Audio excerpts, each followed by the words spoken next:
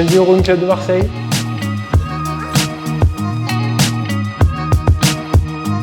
Bonjour, je m'appelle Nathalie Benoît. Je suis donc une rameuse du Rowing Club de Marseille. Et bonjour, je m'appelle Rémi Taranto. Je suis membre du Rowing Club de Marseille et président depuis 2019. J'ai participé à 3 Olympiades, Londres, Rio et Tokyo. Je suis médaillé aux Jeux de Tokyo. J'ai été 2 fois vice-championne d'Europe, 2 fois 3e au championnat d'Europe et 2 fois 3e au championnat du monde. Et j'ai été championne du monde, championne d'Europe, 5 fois vice-championne du monde et double médaillée aux Jeux paralympiques en argent à Londres et en bronze à Tokyo. La prochaine étape, c'est Paris 2024. Pour l'année paralympique, on part au minimum 10 jours par mois en stage de regroupement. On s'entraîne entre 15 et 20 heures par semaine.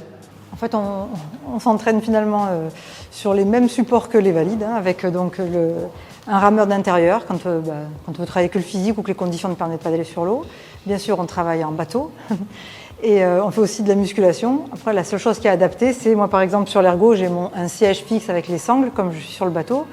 Et après, en musculation, je vais peut-être pas forcément faire les mêmes mouvements que les valides, mais en tout cas, tout est adapté, mais finalement, le corps des entraînements est le même. Voilà un bateau de PR1. Alors celui-là, pour la petite histoire, c'est le bateau que j'avais pour les Jeux de Londres, donc il commence à être un petit peu âgé.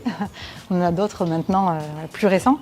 Mais le principe des PR1, c'est donc qu'il y a un siège fixe avec une assise et un dossier obligatoire, une sangle ventrale qui est là et cachée derrière, mais qui repasse devant et qui est obligatoire. Et après, les sangles des jambes sont facultatives. Et vraiment, la spécificité de cette embarcation, c'est qu'elle a des flotteurs sur le côté. Parce que justement, comme on a le nombre de sangles qu'on veut, certains en ont même 5, c'est mon cas d'ailleurs en ce moment, en cas de retournement, on pourrait se noyer. Par rapport au bateau valide, c'est un bateau quand même qui est plus large, qui est un peu plus court, mais bon, ça permet d'avoir tout type de handicap à l'intérieur, tout type de siège surtout. Et voilà, donc ils permettent vraiment une pratique à un grand nombre de personnes, quel que soit leur handicap.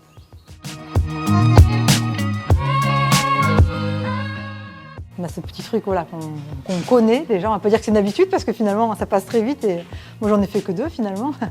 Mais là c'est vrai qu'il y a une saveur particulière parce que c'est chez nous et puis qu'on sort quand même des Jeux de Tokyo à huis clos. Et là on arrive en France où il y aura donc peut-être du public qui nous suivra mais surtout nos proches aussi qui seront là. Et donc ça va changer certainement l'état d'esprit quand on y sera. Tous les sportifs vous diront la même chose et peut-être que c'est un peu cliché, mais les Jeux, c'est que tous les 4 ans. La médaille, elle est unique, elle est gravée comme étant unique. C'est toujours un événement exceptionnel. Donc oui, ça reste quand même, vous pouvez les faire je pense 10 fois, ça reste quand même un événement exceptionnel.